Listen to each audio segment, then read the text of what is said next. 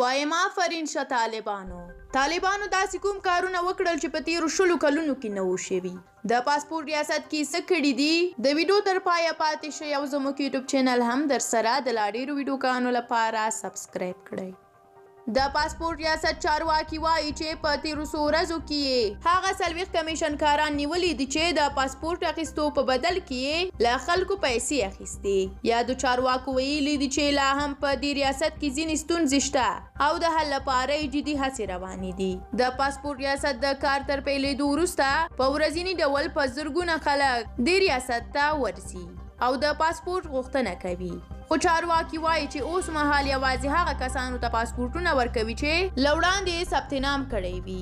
یو شمېر خلک بیا شکایت کوي چې اوس هم یو شمېر کمیشنکاران د پیسو په مقابل کې پاسپورټونه ویشي. طالب چارواکي وایي چې د دې ګډوډۍ مخنیوي لپاره جدي مبارزه کوي.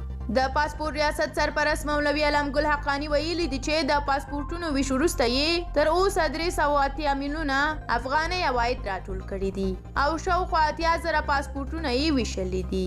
د نوموړي په خبره هره ورځ له 4 تر 15,000 پاسپورټونه ویشل کیږي او هڅه کیږي چې دا شمېر له دې هم لوړ شي. حقانی دغه راز وایي چې ښایي په راتلونکو 20 ورځو کې د نویو پاسپورټونو لپاره د آنلاین فورمونو ویشل پیل شي.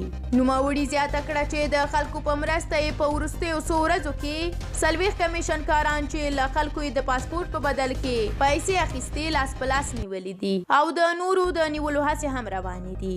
نوموړی وایي چې په دې چاره کې د پاسپورت ریاست ځینو مامورینو لاس درلود چې دندې ترې اخیستل شوي او په وړاندې به یې قانون پلی شي. خلک وایي د پاسپورت د اخیستلو پر مهال د خلکو ګڼه ګوڼه بې نوبتۍ د طالب وسلوالو له لورې د خلکو وهل ډبول او دغلته د کمیشنکارانو موجودیت هغه ستونزې دي چې پاسپورت اخیستل یې ډېر ستونزمن کړي دي. له تاسو هم د دې لپاره مننه چې د دغه ویډیو تر اخره پاتې شوئ. د پاسپورت ویشلو په اړه تاسو هم خپلې ویناوې کولی شئ د کومنټ په برخه کې را سره شریک کړئ. موږ هم ستاسو نظرونه په پوره حوصله لولو. تر بیا مو الله مل شه. ښه وخت ولرئ. د خدای په امان.